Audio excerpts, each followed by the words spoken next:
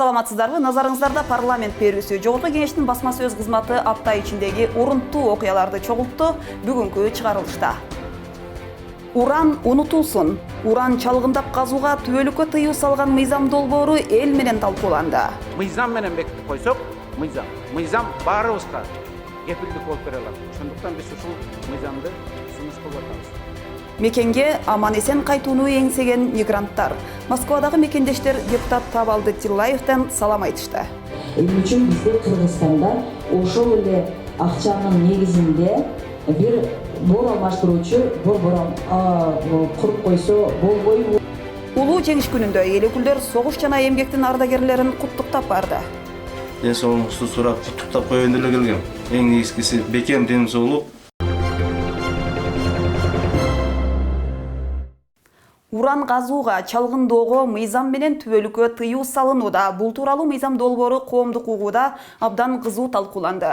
Көпчүлүк уран эч качан казылбасын, кереги жок, лицензияны мыйзамсыз бергендер жоопко тартылсын деген талаптарын койду. Ача пикирлер дагы айтылып, тескерисинче кенди иштетүү керек дегендер да болду. Демилгечи депутаттар биротоло уран темасын жаап, керек болсо ал жөнүндө ойлонууга дагы тыюу салыш керек дешет. Бул мыйзам долбоорун өкмөт дагы колдоого алууда. Түбөлүккө уран иштетүү, чалгындоо, изилдөө түбөлүккө токтотулсун деген мыйзамды иштеп чыктык. Элдин уран кенинин казылышына каршы чыгышынан улам 50 жыл деген мөөнөттү өчүрүп, уран темасы түбөлүккө козголбосун деп, депутаттар Алтынбек Сулайманов, Алмамбет Шыкмаматов жана Канат Керезбеков мыйзам долбоорун жазды. Бул жерде эч кандай жылчык калтырбай, эч кандай мүмкүнчүлүк бербей, так жазылыш керек. Толук тыюу салынат. Өткөн жумада Жогорку Кеңеш уран казууга тыюу салган чечимин чыгарган. Өкмөт дагы кенди казууну токтотуу тууралуу токтомун чыгарган. Президент уран Кыргызстанда казылбайт деп так кесе жооп берген. Бирок мыйзам баарынан жогору турат жана мыйзам гана кепилдик бере алат. Өкмөттүн токтомун болсо айтып бердим, убактылуу гана мүнөзгө ээ. Президенттин айткан сөзү, өзүнүн позициясы 23 жылга чейин гана кепилдик бере алат. Анткени Конституция боюнча президент 23 жылы башка президентти шайлайбыз. Мыйзам менен бекитип койсок, мыйзам баарыбызга кепилдик болуп бере алат. Ошондуктан биз ушул мыйзамды сунуш кылып атабыз. Урпактар уранды казабыз десе, ал мораторий жок эле бул мыйзамды жокко чыгарып, кез келди, эми казсак болот деп, качан казабыз десе өзүлөрү билет. 50 жылбы, 100 жылбы, же таптакыр тыюу салабы. Геолог окумуштуулар, жарандык коомдун өкүлдөрү, ысык көлдүк активисттер мыйзам долбоорун талдап, уран маселеси боюнча ойлорун ачык айтты. География илиминин доктору Эмиль Шүкүров радиоактивдүү заттар коркунучтун булагы болуп түбөлүккө кала берет дейт. Я видел, насколько разрушенная вот эта живая природа не только на месте. Тоо кенди казуу, чалгындоо бул жандуу жаратылыштын биринчи душманы. Мунун айынан ансыз да Кыргызстан кыйын абалга кептелип калды. Ондогон жылдар бою алар биздин жерибизди каалагандай тебелеп тепседи, талкалады. Эч бир эрежелерди сактаган жок. Мен мунун тирүү күбөсүмүн. Кен чалгындоо болгон жерлердин баардыгын географ катары кыдырып изилдеп, табият кандай талкаланганын өз көзүм менен көрүп жаным кейиген. Батыш Тянь-Шанда дарыяга уулуу химикаттар төгүлүп, андагы балыктар жок болуп кеткен. Бул актанууга жатпаган нерсе. Геологдор жаратылыштын баасын билишпейт. Чынында табигый экосистеманы эч нерсе алмаштыра албайт. Биз азыр чара көрүшүбүз зарыл. Мындай пикирге Кыргызстандын Тоо кенчилер ассоциациясы дагы кошулуп, мыйзам долбоорун колдоду. Кыргызстан өзү уранды керектебеген соң, аны казуудан пайдасынан зыяны көп дейт адистер. Бизге кереги жок. Анткени bizde atom elektrisite kurulunun hiç gereği yok. Andan keyin, bunu işletkenden keyin, kança biz paydası, yekenimiz paydası yok. Anın ziyanı köp bulut. Bunu ayıt otmayın janağı, bizden azırkı janağı kalgan kovastardı tazalaş üçün milyardlagan akça gerek. Жарандык коомдун өкүлү Рита Карасартова лицензияларды мыйзамсыз бергендерди, анан дагы белек бечкекке алданган жергиликтүүлөрдү айыптады. Бизде тыйынга кетип жаткан лицензиялар чоң рынокто миллиондогон долларларга чыгып жатканын белгиледи. Карасартова көп каражат келет деп өзүбүз алдабоого, анан калса дүйнөлүк аренада дагы алдамчы мамлекет болбоого чакырды. Кызыл жөнүндө айта турган болсок, эң биринчи ушу лицензияны алып туруп анан мыйзамга жана за удержание лицензии түштү дегенде, мен өзүм эмнеге таң калгам? Ноябрдын 26-сында түшкөн акчаны бир айга жетпей көкмойноктуктар комбайн алып салгансыңар. Комбайн канча ирет керек эле бул айылга эч ким талкуулаган эмес. Барып карасак, жанагы комбайнга керектүү жерлериңер деле аз экен. Көбүнчө көп жерлериңер мындай казылбай турган, баягы таштак болуп иштетилбеген жер экен да. Ошондо азыр мен ойлоп көрсөм, көп учурларда биз канча деген каражаттар Кыргызстанга келет деп айтып отурганда дагы биз өзүбүз алдап отурат экенбиз да. Мынча миллион келет дегенде бизге көп акча сезилет. А келип иштете баштаганда аны керексиз, мыйзамсыз, ошол комбайнды деле тендерсиз эле бир айга жетпей эле сатып алдыңар. Башка айыл өкмөттө ошончолук жасалса, ал кылмыш иш козголмок. Но ошол иш биздин бийликтер менен чогуу сүйлөшүүнүн аркасында жасалганына байланыштуу, бул жерде эч кандай мыйзам иштеген эмес. Ошентип уран чыры жалпы Тоо кен тармагындагы көйгөйдү козгоду. Аймактарда кен казуу иштеринде болуп көрбөгөндөй табигат талкаланып жатканына Токтайым Үмөталиева токтолду. Ал лицензия берилген кендердин баарына инвентаризация жасап, мамлекеттик комиссия түзүүнү сунуштады. Мына солом жанагы Орто Токой суу сактагычын тегерегинде KGM групп дегенге лицензия берди разведкага эле. Анын тегерек чекесинде бир көктөгөн жери калган жок, тоону тоо менен көчүрүп кеткен. Байыркы токойлор дейт. Чет өлкөдө ошон 1 километр жери $1 миллиард. Байыркы токойлор. Ошол жерге бүт биздин кызыл кетип кеткен жаныбарлардын баары кеткен жок. Чаткалдан суусунан бөлүнгөн Чандалаш суусунун тегереги ууга айланган, уу көлчөлөр, башка эч нерсе жок. Кеңдерди азыр казууду мораторий киргизип, лицензиялардын баарын иликтеп, кандайча берилген, эмне лицензия берилген, эмне иш кылылганды караш керек. И самое страшное, что господин Рустамов сегодня находится здесь, и он своей рукой подписывает письмо и говорит, нагло врет, говорит, что это Кызыл-Ампульская площадь находится в зоне санации. Но извините, сколько можно врать и обманывать? И почему до сих пор это должностное лицо, которое в течение 2010 года этот человек работает на этой должности и подписывает все экологические экспертизы, он сегодня продолжает занимать эту должность и не привлекается к установленной законом ответственности? Почему? Почему? Потому что они дали ход выдаче этой лицензии. И сегодня правительство, тот Кенембаев, который дали, Айджана, и обратно тот же товарищ Дуйшен Касенов, который имеет в Юразии, Кыргызстан 3,9%, его в Центеру назначают членом совета директоров. Өкмөт болсо бир топ каражатын салган инвесторлор менен кантип эсептешебиз деп баш ооруткан. Ишкерлердин чыгымын мыйзамсыз лицензия бергендер өздөрү төлөсүн деди укук коргоочу Калича Умуралиева. Лицензиялар кантип берилгени башкы прокуратуранын деңгээлинде каралышы кажет. Анткени мыйзам бузуу менен уруксат берилип келген. Мындай ишкерлер сотко кайрылышса, алардын жоготууларын мамлекеттик бюджеттен салык төлөөчүлөрдүн эсебинен эмес, ошол ката кетирген же кызмат абалынан кыянаттык менен пайдаланган атка минерлердин өз чөнтөгүнөн төлөтүш керек. Кызыл-Омполдун ураны ачылса, Ысык көл ууланат жана Чуу нарын суусу аркылуу кошуна мамлекеттерге дагы кесепети жетет деген коркунуч бар. Мыйзам долбоорун узакка созбой кабыл алып берүүнү жергиликтүү тургундар көптөн көп өтүнөт. Алар дагы бир майыптардын мууну пайда болушун каалабайт. Дүйнөнүн көзү болгон көлдү, дүйнөнүн көзүн чукуп атабыз. Биз манас атабыз, ыйык сактап, уш жерди жердебейин, таласты чеп кылып, коргон кылайын, ош жерди конуш кылайын деп, көлдү булгап албайын деп, ыйык сактап кеткен көлдү эмне үчүн азыр манастын душмандары казган атабы? Могу жерде зыяны жок деп аткандар, анда бар ош жерге жашабайсыңар. Коомдук угууда уран казылсын, аны токтотуу менен Кыргызстан таш тооруна баратат деген пикирлер да болду. Это стратегическое энергетическое сырье. Вот, например, 1 килограмм урана энергетически заменяет 3000 тонн угля каменного.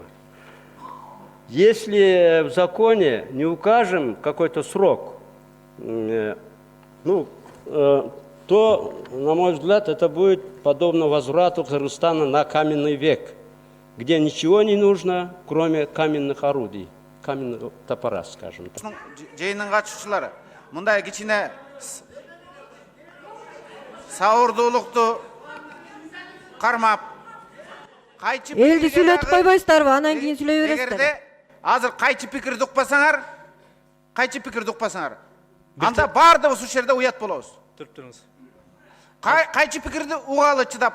Бир тараптуу болуп калды болбосун. Угуп коелуңуз. Анан кийин өз мыйзам кабыл алынат, депутаттар колдойт. Анткени жалпы эл колдоп атат. Бирок кайчы пикирди да угуп коюлду.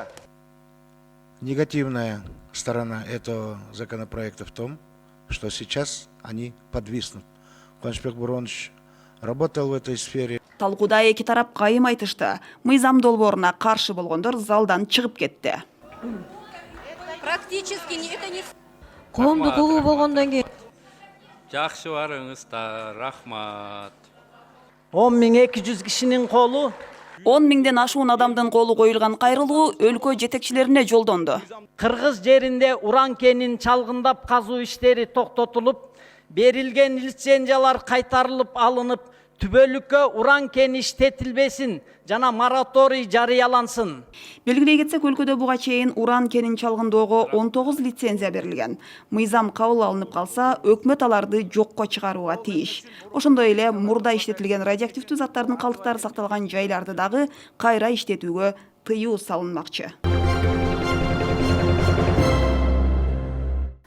Депутаттардын эл менен жолугушууларынан айта кетели, вице-спикер Аида Касмалиева Ош шаарында жана Өзгөн районунда иш сапары менен болду. Эл өкүлү бир катар социалдык мекемелердин абалы менен жеринен таанышты. Ал буга чейинки иш сапарынын жыйынтыктары кандай болуп жатканын көрдү. Ошондой эле окуучу жана студенттер менен баарлашты. Алгач Жогорку Кеңеш төрагасынын орун басары Аида Касмалиева Өзгөн районуна караштуу Чаңгет айыл аймагындагы Ильяс Жумабаев атындагы номер 61 орто мектептен кабар алып, андагы мектеп жамааты жана окуучулар менен жолугушту. Дагы эми ушу технологиялык маалыматтарга көп басым жасагандыгына байланыштуу окуучуларга мындай сабакка киргенде эки окуучу болсо дагы бир немени камсыз кылса деген ойдобуз да.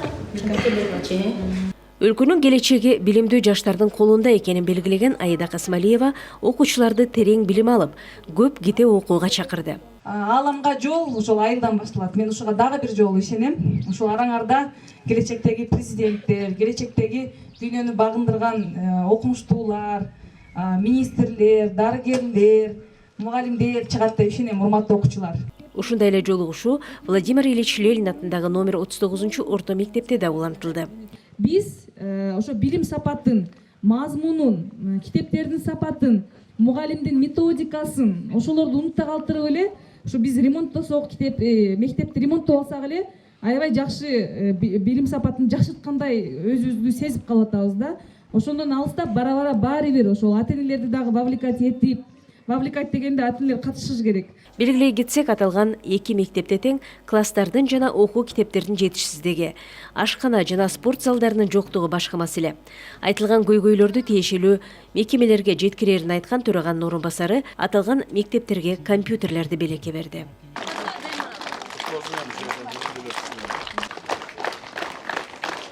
Андан соң Аида Касмалиева Куршап айыл аймагындагы бир катар мектептердин мугалимдери жана окуучулары менен жолугушту.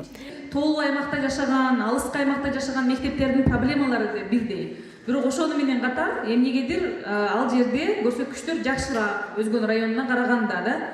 Мени ошол ойлонтпой койбойт, абдан ойлонтот. Ошол келгиле мен силерден суранам, баарыбыз идеяларды айтып, топтоп, аракеттенип, бир мындай баарыбыз чогуу чара иштейли. Анда билим берүү тармагына тиешелүү көйгөйлөр көтөрүлүп, окуучулардын билимин жогорулатууга багытталган маселелер талкууланды. Мага абдан жакты, мындай бейформал жолугушуу, жаштардын суроолору абдан мындай ойлонуп, олуттуу суроолорду беришет, кээде күтүлбөгөн суроолордучу.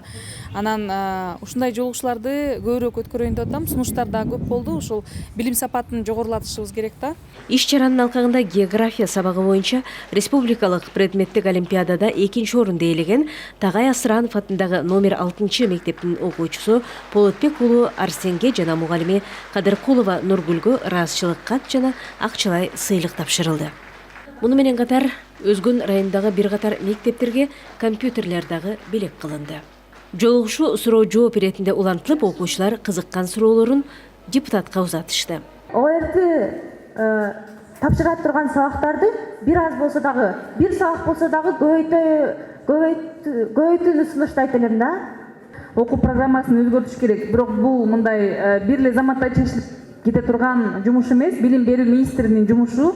Мен аны менен отуруп, кеңешип, ушундай суроолор болуп атат деп жообун алам. Ошондой эле Куршап айылындагы жакында эле толук оңдоп түзөөдөн өткөрүлгөн Бектемиров атындагы орто мектепке да барып, окуу мекемесинин абалы менен таанышты. Эскерте кетсек, 2015-жылы аталган мектептин жамааты Аида Касмалиевага кайрылып, мектепти оңдоо зарылчылыгын билдиришкен. Натыйжада депутаттын сунушу менен республикалык бюджеттен каражат бөлүнгөн.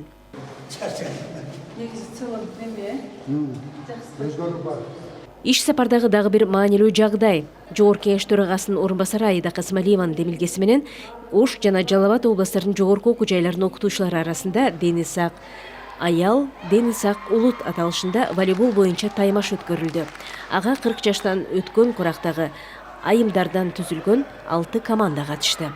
Ден соолугун чыңдоо биринчиден, экинчиден ушул ар бир башка окуу жайлары менен терең жанагындай байланышта болуу максатында жүрүп жатат. Жыйынтыгында жеңген командаларга сыйлыктар тапшырылып, бул демилгени башка областтардагы жогорку окуу жайларына дагы жайылтуу зарылчылыктар айтылды.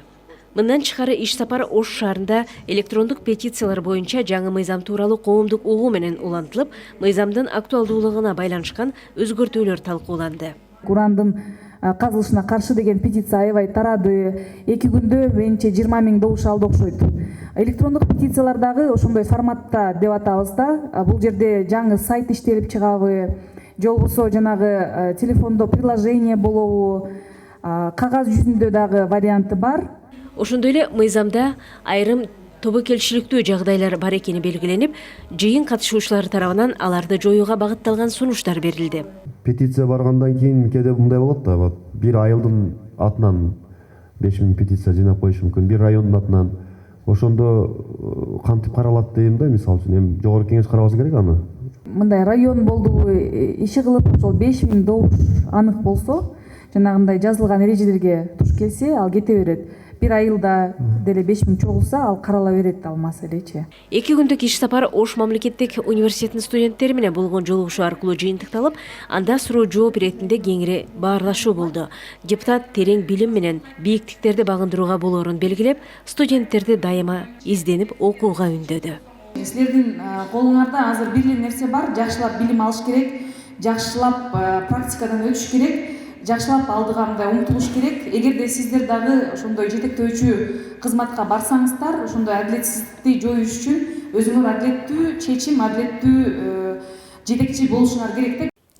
Депутат Табалды Тиллаев болсо Москва шаарында Баткен коомунун өкүлдөрү менен жолугушту. Ал эмгек мигранттарынын көйгөйүн угуп, суроолоруна жооп берди. Жап-жаш улан кыздар Москвага келбесе, ал үчүн мыйзам менен тыюу салынса дешет алар. Мунун дагы жүйөлүү себептери бар. Өз жерине кайтууну эңсеген мекендештер миграция агымын токтотуу үчүн кыргыз өкмөтү качан алгылыктуу иш жасайт деген маселени коюп келет. Эшиктен киргенимде келиң аксакал, ассаламу алейкум деген жок. Неге келдиң деди. Жаш гана балам менен келдим. Москвада аларды эч ким маңдайынан сылабайт. Жада калса элчиликтин кызматкерлери жардам бере албаса да жылуу сөзүн айтканга жарабайт. Каза болуп калган жердешинин сөөгүн мекенге жиберүү алар үчүн азап. Кээде сөök бир жумалап жатып калат, деди Баткен коомунун төрагасы. Ритуалдык кызматтардын акысы өтө кымбат, арзаны 40 000 рубль. Ошол сөөктү жөнөтүш үчүн бирөөдөн 10 сом, бирөөдөн 100 сом сөздү ачыгын айтыш керек. Ооруну жашырсаң өлүм ашкере кылат дейт. Ошентип жөнөтүп жатабыз бүгүнкү күндө. Эгер мамлекеттик деңгээлде бир системага салсак, жардамдарды өз убагында берсек, мен ойлойм, сөөгү бир апта бул жерде туруп калбаш керек да. Өкмөттүн миграциялык кызматынын Орусиядагы өкүлчүлүгүнүн жетекчиси болсо, аларда 9 гана кызматкер иштегендиктен бардык мигранттарга жардам берүүгө үлгүрбөй жатабыз дейт. Москва менен Москва областынын аймагында 300 000ден ашык дейlik примерно. Ошончо калп иштеп атат, ошончо проблема пайда болот экен. Биз эми жана 6-7 сотрудник менен бардык маселе чечкенге мындай кыймыл кылат экен да. Иштеп жүргөн мигранттардын көпчүлүгүнүн мойнунда өсүп кеткен насыялары бар. Өмір бойы чет өлкөдө мигрант болып жүрбөстөн мекенге кайтып, чакан ишкердик кылуу ниеттери бар. Бирок ага тоскоолдук көп дешет алар. 200 миң таап барып бир камак курайын десе, ачык эле атаңа бар, ояка бар, документ турула. Ол жерди 6 айдан кемсиз эч ким ала албайт. Ачык эле да бетте иш бар да, бетте жердин мыйзамдарын действительно адам баласына каратып туруп иштеш керек. Ошол жерде ишкерлер өнүп өсүш керек деген ой. Жер мыйзамды сиз айлык көт болуш дегенсиз. Менен жакшы билсеңиз керек. Сунушуңузду бериңиз, кай жерин өзгөртүштү. Сөз bizden карап чыгайык. Алар бөтөн жерде жүрсө да жүрөгү мекендеп согот. Көтөргөн маселелеринин көбү Кыргызстандагы чечилбеген көйгөйлөр болду. Баткен чек арасы боюнча барып келдиңиз. Эмне иш чаралар көрүлдү? Мисалы үчүн эч бир азыр жыйынтык жок да, мисалычы өкмөттө. Чек ара статусун алган айылдар боюнча пенсия, пособия, башка айлык баяналарын премьер-министр да ачык айтты, 2 эсе көбөйтүү боюнча. Андан сырткары ошол жердеги социалдык маселелер мен ачык айтайын, көбү чечилди. Мына ушул жума Баткен облусу боюнча өкмөттө атайын программа иштелип чыкты. Боор оорусу менен өтө көп ооругандар бардыгы Индияга, башка өлкөлөргө барып, өзүндөрүнүн канчалаган акчаларын ошол жака таштап келип атышат. Эмне үчүн бизде Кыргызстанда ошол эле акчанын негизинде бир бор алмаштыруучу бор куруп койсо болбойбу? Кече эле 2-3 күн мурда Ош шаарында чоң частный клиника ачылды. Ошол жерде ушундай операциялар болот да. Андан сырткары мыйзам долбоорун биз иштеп чыгып атабыз. Биз мурда баягы почка сатып же адамдын органдары сатыла баштаганда биз мыйзам түрүндө токтотуп койгон экенбиз. Бизде ушундай операцияларды. Бирок биз мүмкүнчүлүк берип атабыз. Жакын донорлор бир тууганы болсо өзүбүздө жасаганга мүмкүнчүлүк берип атабыз да. Орусиядагы мекендештерди өкүндүргөн нерсе бул башка мамлекет үчүн жумушчулар армиясынын даярдалып калышы. Жаштар билим албастан 18ге толбой Москваны көздөп калганы. Жолугушууда мигранттар мына ушул сындуу оор көйгөйлөрдү депутатка трибунадан айтып коюшун өтүнүштү. Айтылган проблемаларды чечүү үчүн бардык күч аракетин жумшаарын эл өкүлү билдирди. Орусияда мекендештер жалаң гана иштеп эмес, ойноп дагы тер төгөт. Москвадагы Баткен облусунун диаспоралары уюштурган спорттук мелдешти эл өкүлү дагы көрдү. Депутат жеңүүчүлөргө акчалай сыйлыгын тапшырып кайтты. Ошондой эле депутат Улан Приимов эл өкүлчүлүк милдетин аткарып, Алай районуна барды. Алайлыктардын койгон маселеси бул айыл инфраструктурасын жакшыртуу. Алар ооруп калса көп учурда Ош шаарына барып дарыланууга аргасыз. Депутаттын шайлоочулар менен жолугушуусу тууралуу кененирээк кийинки репортажда. Эл депутатынын эңириде токтогон жери Гүлчө айылынын кире беришиндеги айыл өкмөтүнүн аракети менен башталып токтоп калган арканын курулушу болду. Районго келген меймандарды кош колдоп тоосо ала турган даректүү жай болсун деп жакшы ниет менен башталып каражаттын жоктугунан токтоп калган. Проекттин стоимости 3 миллион 200 миң. 3 миллион 200 миң. Гранит Ошентип арка курууну милдетин депутат Улан Приимов өз мойнуна алып, долбоорун кайра түзүп, эскизин даярдатып, жаңы заман шартына ылайык райондун чакан тарыхын ичине камтыган, келген кеткен туристтер аз да болсо маалымат алып кайткыдай арка куруп бере турган болду. Кудайым буйрса ушу 1-2 айда жакшыдан кайгылып туруп пайдаланууга берип, андан кийин эл депутат Алай районунун айыл өкмөтүнүн башчылары, жергиликтүү кеңештин депутаттары, жергиликтүү тургундар менен жолугушту. Чогулган элге депутаттык ишмердүүлүгү, кандай мыйзамдар кабыл алынып жаткандыгы, социалдык маселелердин чечилиши боюнча маалымат берди. Негизги депутаттын функциясы, өзүңүздөр билесиздер, бул мыйзамдарды чыгаруу, жана мыйзамдарды чыгаруу менен биргеликте анын аткарылышын көзөмөлдөө.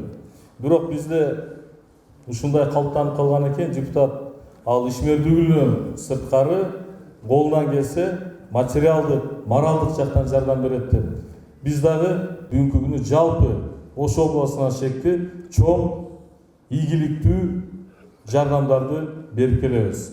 Ошону менен бирге жалпы эле Алай элин улуу жеңиш күнү менен куттуктап, ыйык Рамазан айында элге ынтымак, биримдик каалады. Ал эми региондорду өнүктүрүү жылында кандай иштер пландалып жатканына токтолду. 2-нчи жыл региондорду өнүктүрүү жылы деп жарыяланып, мына региондорго быйыл 2019 жылы биз мамлекетибиздин бюджетине 2 миллиарддан ашуун акча каражат каралды. Ошол акча каражаттар дагы Кудайым билсе ушул региондорго жумшалат. Андан сырткары Ар бир райондун центрине 3 километрден асфальт жол, алар каралды. Депутат менен болгон жолугушууга келгендер тарабынан бир катар сунуш талаптар чечүүнү талап кылган көйгөйлөр айтылды. Бизге bir 4 гектар 30 соток жер бар, өйдө. Ошол жердеги трансформер сагылып берсеңиз. Будалык Күлчө жолундагы көпүрөнү жыл сайын сел алып кете берет экен. Түзүгүрөөк көпүрө качан салынат деген суроо коюлду. Ушул маалда сел маалында ушул сел көпүрөбүздү сел алып кете берет жылда элечи. Ушул каттам жолду бир капиталдык салымдардын эсебинен бир киргизип кийинки жылга муну экинчи жарым жылдыкта бир аракет кылып берсеңиз жакшы болот. Жылуу суулуктар айыл болуп жашап жатышканы менен атайын статусу жоктугунан жапа чегип келишүүдө.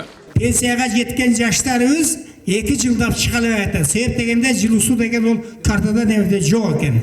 Ошон үчүн жоксуңар деп эле ол жака бул жака ора кылып 2 жылда берип атат. Бул боюнча иштеп атабыз, Кудайым буйрса аягына чыгарабыз. Депутаттын көмөгү менен жаңы жумушчу орундарынын түзүлүп жатканына жаштар ыраазы. Ушул мезгилде иш жок болуп турган мезгилде карьерге барсаңар 300-400 бала иштеп атат да, ошол 300-400 үй бүлөнү багып атат. Өпкөсүнө суук тийип көкүрөк оорусуна кабылгандар Ош шаарына барып дарыланууга аргасыз. Ал жакта болсо 2 айлап кезек күтүүгө туура келет. 2 ай өчүткө туруп 24 койкалык место экен 3 регионун боюнча. Ошону бир караштырып койсоңуздар. Анан ошол жерде алайдан 4 врач бар экен өзүбүздөн пулмонолог отделениеде. Болсо ушул алайдан убара болбой Ошко барып жатып ошол өчүт күтүп эметпей şu alayda da açıp koysa жақсы болобу дейм да. Эл менен болгон жолугушууда жол, суу, мектеп, бала бакча курулушу жана башка дагы бир катар көйгөйлөр көтөрүлдү. Анын баарын каттоо калган депутат айтылган маселелер боюнча иш алып бара турган болду. Жолугушуунун соңунда Жогорку Кеңештин депутаты Улан Примов өзү менен кошола келген компьютерлерди тапшырды. Кийинки депутат катышкан иш-чара Күлчө айылындагы футболдук аянтчада өттү. Бул футболдук аянтчаны 2015-жылы Жогорку Кеңештин мурдагы депутаты маркум Жыргалбек Калмаматов курдуруп берген экен. Андан бери алдына төшөлгөн килемчеси жыртылып, ыңгайсыздык жарала баштаган. Калыбына келтирип берүү боюнча депутат Улан Примовго кайрылышкан болчу. Примов Улан Бердибаевичке ушу жердеги жаштар, элдер, Күлчө айыл өкмөтү катары мен өзүм кайрылуу кат жазып, кайрылып 1.400.000 бүтүрүп, бүгүнкү ачылыш аземин баштап атабыз. Мына ушул жерде Жогорку Кеңештин депутаты Улан Примов футболдук аянтчага Жыргалбек Калмаматовдун ысымын ыйгарууну сунуштап, анын изги ишин улантып дагы бир футболдук аянтча куруп берүүнүн милдетин алды. Биз бүгүнкү күнү ушул Күлчөнүн ичине дагы бир жер чектеп бизге бериңиздер деп сурандык. Кудайым буйрса эгерде жерди бизге чектеп берсе, дагы Кудайым буйрса экинчи ушундай көлөмү салып каттап беребиз сиздерге. Мындай демилгеге маркум Жыргалбек Калмаматовдун туугандары ыраазы болуп, жалпы эле спорт көрмандарынын элдин колдоосуна алынды. Ал эми ушул күнү башталган мини футбол боюнча турнирдин баш байгеси да депутат тарабынан коюлганын белгилей кеткенибиз ашыкча болбойт. Программаны тармактык комитеттерде талкууланган мыйзам долбоорлору менен улантабыз. Агрардык саясатты тескеген комитетте жер жөнүндө мыйзамга өзгөртүү кийирүү демилгеси талкууланды. Мында өлкө аймагында байланыш менен интернетти жайылтуу жөнүндө маселе болууда. Демилгечилер ал үчүн өкмөт шарт түзүп, эч кандай тоскоолдуктар болбошу керек дешет. Бул мыйзам өткөн отурумдарда биринчи окууда талкууланган. Андан бери бир катар тийиштүү тармактар менен бирге толукталып, кайрадан сунушталып жатат. Мыйзам долбоору өлкөбүздүн баардык аймагында мобилдик байланыш жана сапаттуу интернет менен камсыздоо максатында иштелип чыкты. Буга чейин байланыш операторлору өздөрүнүн байланыш курулмаларын жайгаштыруу үчүн жер участкаларын алууда бир топ татаал процедураларга туш болуп, ал өз кезегинде байланыш жана сапаттуу интернетти жеткирүүгө тоскоолдук жаратып келген. Өзгөртүүлөр киргизилип жаткан учурда демилгечилер маанилүү делинген айрым жагдайларга көңүл бурушкан. Биринчи жагдай ошо жайыт жерди аренда деген сөздү алып салдык. Жайытты арендага бергенге болбойт жана жайытты менчикке бергенге да болбойт. Ошол принципти негизинен биз сактап калдык. Бул мыйзамга ылайык антенналар курулуучу жер тилкелери трансформациясыз эле берилет деп айтылууда дейт эл өкүлү. Мындай кадам жайыттар жөнүндө мыйзамга карама-каршы келет. Передача пастбища и аренды, субаренды запрещается. Запрещается деп атат да, бияктан сөз чыгып кетет. Трансформация кылбай туруп эле бере берсе болот депчи. Ошонун экинчи тартиби бар, это использование пастбищ в иных целях. Ошого тууралап ошонун тартиби менен берген туура болот. Мыйзам долбоору пайдалуу максатты көздөгөнү менен иш жүзүндө зыянга учурата турган жактары бар. Маселен, калктуу пунктка курулган антенналар жашоочуларга зыянын тийгизбейби деген суроо туулат. Нижний Аларча деген айлөкөт бар. Ошол жерде мына садиктин 50 метр жерде станциясы курулган. Санэпидстанциянын өкүлү бар бул жерде. Жооп берсеңиз, бул облучение кандай болот, бул жагын кандай карап атасыздар? Байланыш антенналарынын зыяндуулугу 10 эсе, 20 эсе уже көбөйө баштады. Биздин азыр аларга бир көрө турган чарабыз кыскарып калды. Талкуу учурунда мыйзам долбооруна зыяндуу жактарынан коргонуу боюнча беренелер камтылбай калганы анык болду. Ошондуктан беренелерди так жазуу керек. Мына биз азыр бул мыйзам долбоорун кабыл алсак, официалдуу түрдө ошо калктуу конуштардын жерине жеке менчик, юридикалык менчикте турган жерлерге ошо байланыш курулмаларын курганга уруксат беребиз. Эгерде радиация 100 эсе ашып атса, анда эмне кылабыз? Анда бул статьяны алып салалы анда. Эгерде ошол санврач айтып аткан так чыга турган болсо, анда бул статьяны алыш керек. Калктуу конуштарга андай курулмаларды курулбаш керек. Жыйын соңунда мыйзам долбооруна дагы толуктоолорду кийирүү сунуш айтылып, кийинки отурумга жылдырылды. Канткенде Кыргызстанда статистикалык маалыматтарга 100% ишене алабыз. Бюджет жана финансы комитети расмий статистика тууралуу жаңы мыйзам долбоорун талкуулап, экинчи окууда жактырды. Мыйзам долбоор улуттук статистиканы өнүктүрүү максатында иштелип чыккан. Эл өкүлдөрү белгилегендей, ушул күнгө чейинки статистика көп учурларда чындыкка коошпойт. Анын натыйжасы мамлекетти адаштырууга алып келет. Расмий статистика бул чыныгы маалыматтардын негизинде түзүлүп, саясий чечим кабыл алууда дагы негизги курал болуп саналат. Демилгечи депутат Мурадыл Мадеменов ырастагандай, сунушталган мыйзам долбоорлордун пакети улуттук статистика тутумун уюштуруунун, анын ишин жөнгө салуунун, расмий статистиканы иштеп чыгуунун, даярдоонун жана жайылтуунун укуктук негиздерин аныктайт. Депутат Сайдулла Нышанов ушу тапта бир дагы тармак боюнча так статистикалык маалыматтын жок экенин белгиледи. Сиздердин статистикаңыздар канча пайызга дал келет? Сиздин пикириңизди айтсаңыз. 100% деп айта беребиз. Айта алабыз бүгүнкү күндө, себеби азыр мына мыйзам азыр погрешность болушу мүмкүн. Эгер жаңы мыйзам кабыл алынса, статистикалык маалыматтар 100% так болушу мүмкүн эмес, бирок көрсөткүчтөр салыштырмалуу тагыраак болор айтылды. Талкуу жүрүшүндө депутаттар мыйзам долбоорун колдоо менен бирге аны андан ары күчтөндүрүү үчүн өздөрүнүн бир катар сунуштарын берди. Айрым депутаттардын пикиринде, кайсы мамлекеттик орган расмий түрдө туура эмес маалымат берген болсо, анын жетекчиси жоопкерчиликке тартылууга тийиш. Эгерде бул принцип менен кете берсек, биз дагы деле заблуждениеге алып баратабыз. Мамлекетти дагы, элибизди дагы. Бул жерде былтыркыга салыштырмалуу деген сөздү биз унутушубуз керек. Былтыркыдан 0,3% көбүрөөк болуш керек дегенди дагы унутушубуз керек да. Эгерде силер Минсельхоздун данныйларын эле чогултуп тургандан бизге бере турган болсоңор, сиздер кереги жоксуңар. Парламентке, президентке да кереги жоксуңар да.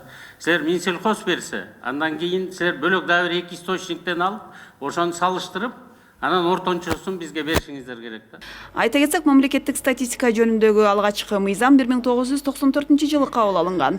Учурда улуттук статистикалык комитет аткаруу бийлигинин курамынан чыгарылган көз карандысыз орган болуп саналат.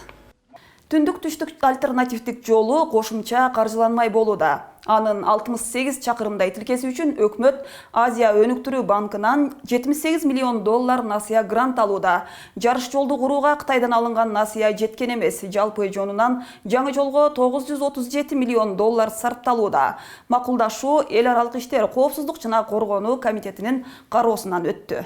Мыйзам долбоорунун максаты жана милдети балыкчы шаарынан Бишкек нарын Торогар жолуна чейин 43 чакырым жана Кочкор айылынан Эпкинге чейин 68 чакырымда түзгөн жолдорду оңдоп түзөөдөн өткөрүү. Бул эки участок түндүк-түштүк альтернативдүү жолунун бир бөлүгү болуп эсептелет. Аталган участоктор экинчи категорияда стандартта болуп оңдолулат. Асфальт жолунун калыңдыгы 15 сантиметр, 9 сантиметр, плюс 6 сантиметр болуп 2 слой болот. Жолдор экинчи техникалык категорияга кирет. Айылдардын сыртында 2 тилкелүү, калктуу конуштардын ичинде 4 тилкелүү жол каралган. Булардын ичинде тротуар, аялдама, түтүктөр, жарык берүүчү шам чырактарды орнотуу дагы киргизилген. Эл өкүлү жол салуудан дагы тышкары консультативдик иштерге өтө көп акча кетип жатканын сынгалды. Бар Кыргызстан акчасы болуп пай келгенде, грант болобу, кредит болобу бизде келип атат. Бизден 20 000 долларын айлык алып атат аналар. Тура эмес да? Тура ал жагасы. Мен мисалы үчүн буга каршымын.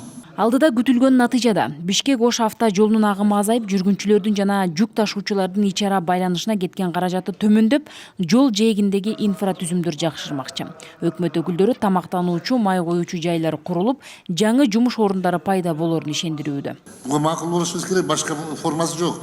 Эгер консультанттын кереги жок десек, анда булар грантты чыгарып салышат компоненттен. Бүгүнкү күндө колдоо берели муну. Жыйынтыгында тармактык комитеттин мүчөлөрү ратификациялык мыйзам долбоорун колдоп беришти. Кыргызстанда кол өнөрчүлүктү өркүндөтүүгө багытталган мыйзам долбоору иштелип чыгып, кереги кеңеште талкууланды. Депутат Айнур Алтыбаева кол өнөрчүлүк бул салтыбызды сактап эзелтен келе жаткан маданий баалуулук экенин белгилеп, аны жайылтуу үчүн шарттарды түзүү керек деди.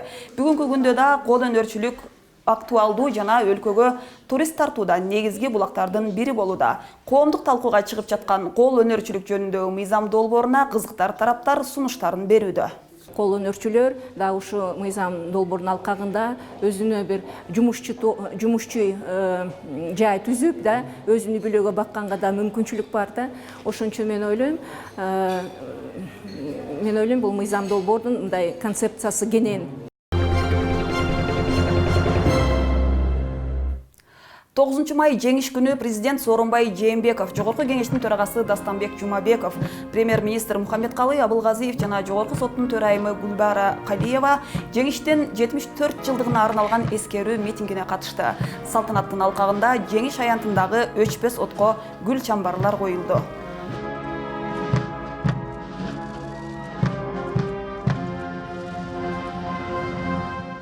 Улуу атамекендик согуштун ардагерлеринин арасы жыл өткөн сайын суюлуп, майрамдык жүрүштөрдө алардын сүрөттөрүн гана көрүп калдык. Жогорку кеңештин көптөгөн депутаттары бул жеңиш майрамына быйыл өзгөчө көңүл бурду. Парламент башчысынын атынан фракция лидерлери согуш ардагерлеринин үйлөрүнө куттуктап барды. Башка эл өкүлдөрү дагы аймактардагы ардагерлер менен акыбал сурашып кайтты. Мария Айылчиева менен Макай Усуповдун быйыл чогуу түтүн булаткандарына 53 жыл толуптур. Тарых илимдеринин доктору Макай Усупов 42 жылы согушка кетип, 7 жылдан кийин кайтып келген. Марья Павловна, как поживаете? Спасибо. Сидите. Слава Богу, вас Днем Победы. Спасибо большое. Ваши заслуги мы не забыли. Ал эми Мария Павловна 91 жашта небереси менен жашайт. Ардагерлердин ал акыбалын сурап КСДП фракциясынын лидери барды. Кыдырчаты кандайсыз? Республика Ата журт фракциясынын лидери Жыргалбек Турускулов согуштун ардагерлери Кыдыргыч Исаев менен Михаил Романенкону улуу жеңиш майрамы менен куттуктады. Өлкөнү, мамлекетти коргогон сиздерге келип таазим кылып, сиздерге ден соолук каалап, майрамыңыздар менен куттуктап келип атабыз. Ардагерлер менен болгон жолугушууда эл өкүлү мекен үчүн тынчтыкты орнотууга салым кошкон азаматтардын эрдиги эч качан унутулбастыгын билдирди.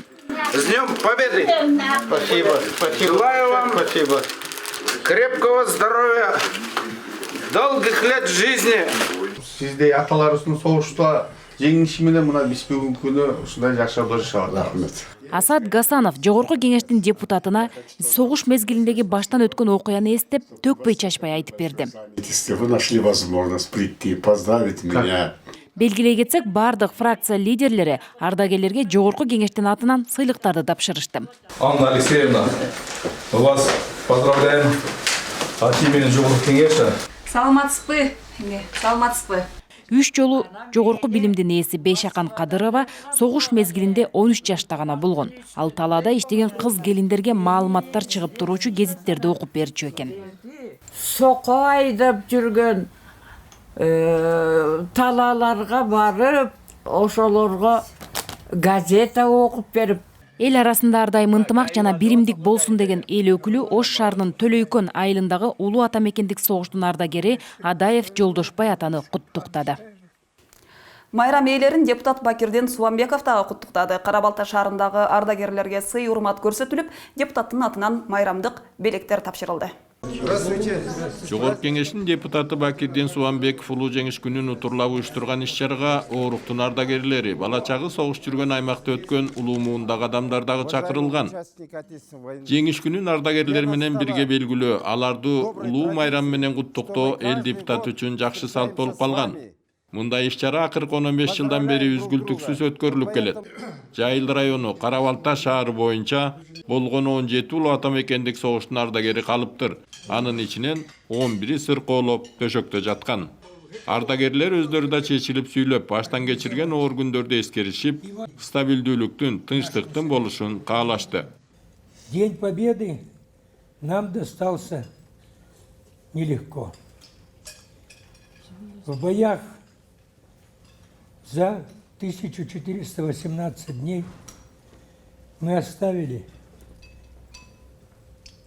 убитыми, замученными в концлагерях, на трудовых работах 27 миллионов человек, в том числе и бойцы, командиры наши, и мирные люди. Ал эми дал ошол согуш башталган күнкү апаат душман басып кирген аймактан эвакуация болгон кенедей кыздардын эсинен чыкпас болуп калыптыр. Мы маленькие были, когда война началась. Это жутко, все как страшно, но мы маленькие были, мало что понимали, а теперь мы уже все понимаем. Улуу ата мекендик согуштун, эмгектин ардагерлерин улуу жеңиштин 74 жылдыгы менен куттуктаган Жогорку кеңештин депутаты Бакирден Суамбеков дүйнөгө тынчтык орнотуп, келечек муундардын жаркын келечегине жол ачкан ардагерлерге таазим этип, аларга чың ден соолук, бакубат каалык каалады. Ардагерлердин ар бирине белек бечкектерди тапшырып, акчалай колдоо көрсөттү. Республика боюнча бир 300га жакын эле согуштун ардагери калыптыр. Эми буларга акыркы жашоолоруна ичине социалдык жактан камкордук көрүп, анан ден соолуктарына медициналык жардамды көп сурашат экен. Жана дары дармегине акча каражат сурап атышат. Ошондуктан мен ойлоп атам, колдон келген жардамды мамлекеттик деңгээлде колдоп, жардам берип турсак, эми булар биз үчүн тарых.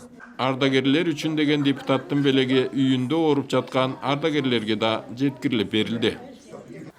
Кызыл Кыргында эрдик жасап жеңиштин туусун көтөрүп кайткан ардагерлер бүгүн 95-тин чайын ичип отурат. Мына ушундай жашы 100га жакындап калган ардагер карыялардын саламаттыгы кыйнап турганы өкүндүрөт.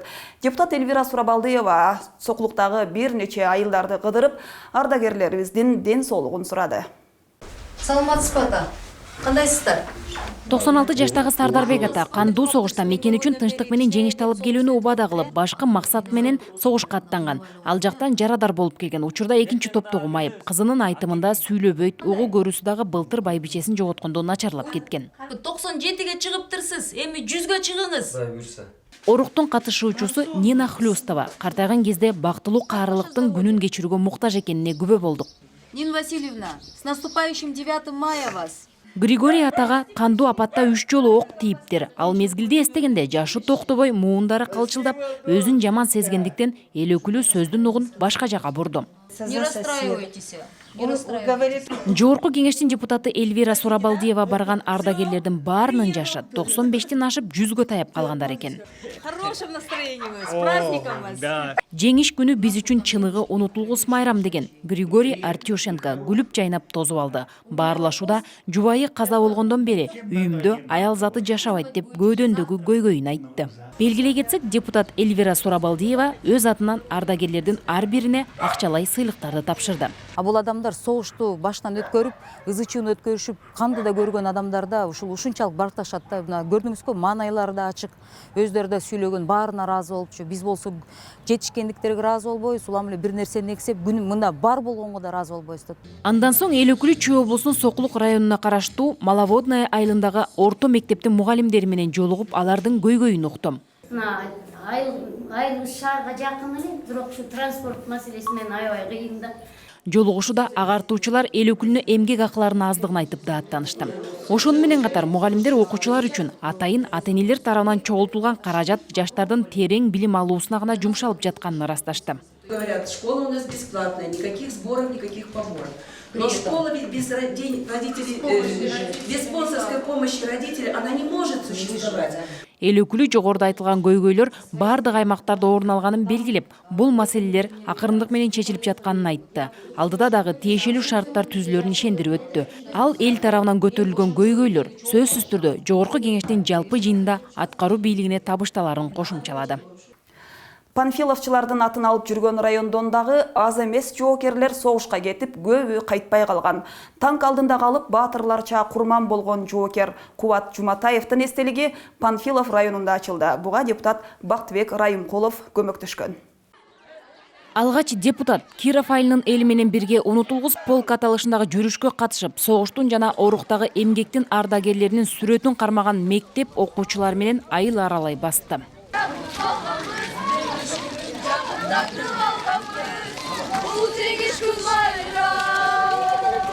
Белгилей кетсек, Киров айылынан 80ден ашуун жоокер согушка аттанып, алардын 40тан ашууну кайтпай калган. Бул өткөрүлгөн иш-чаранын максаты ардагерлердин атын түбөлүккө сактап, келечек муунга калтыруу дейт уюштуруучулар. Мына биз дагы ушундай өзүбүздүн маркумдарды, ата-бабаларыбызды эстеп, чоң аталарды эстеп, ушул жүрүштү уюштурдук. Бул жүрүшкө жалпысынан 83 адамдын эскерип жатабыз. Майрамдык иш-чара андан ары Эркинсай айылында уланып, улуу ата мекендик согушта эрдик көрсөтүп курман болгон Кубат Жуматаевдин 100 жылдык мааракеси менен коштолду. Белгилей кетсек, Кубат Жуматаев Кавказ фронтунда согушуп 1942 жылы эл жер үчүн фашисттик танктын алдында өзүн өзү таштап курман болгон.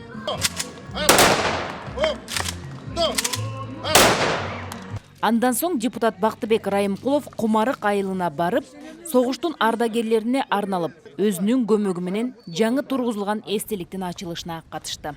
Ушу айылдын тургундары менен аксакалдар, жаштар барыбыз ушу мен дагы өзүм салым кошуп, чогуу ушу турган мынакей жашынакай аталарга эстеликти орнотулуп, ошону ачылуу аземин кылдык. Көрсөтүүнү спорттук иш-чара менен улантабыз. Эл өкүлү Тазабек Икрамовдун демилгеси менен Сузак районунда грек-рим күрөшү боюнча кадеттер арасындагы эл аралык турнир уюштурулду. Ага 5 мамлекеттен тандалма уландар катышып, 15 категориялык чен-бирдикте күч сынашты. Бүйүр кызыткан спорттук иш-чаранын жүрүшүнөн кабарчыбыз айтып берет. Икрам ажы атындагы турнирге коңшулаш өлкөлөрдөн келген балбандарды кошкондо жалпы 750 улан катталган. Алгач 15 салмактык категория боюнча күрөшчү балбандар аныкталып, таразадан өтүштү. Андан соң турнирдин ачылышы жарыяланып, алгачкы күч сынашуулар башталды. Мелдешке Казакстандын Шымкент аймагынан дагы тандалма балбандар келип күч сынашты. Бул ири турнирге келген казак машыктыруучулар былтыркыга салыштырмалуу балбандардын деңгээли өскөнүн белгиледи. Күрөштүн өзү спор. Эки балбан чыгып, ким күчтүү, кимдин мектеби күчтүү, күчтүүдөн үйрөнөбүз. 700ден ашуун балбандардын арасынан суурулуп чыгуу ар бир эле уланга оңойго турган жок. Былтыркы мелдеште жеңилүү ызасын тартып калган казак балбаны быйыл өз салмагында мыкты деп табылды. Бүгүн биринчи орун алдым, Кудайга шүкүр.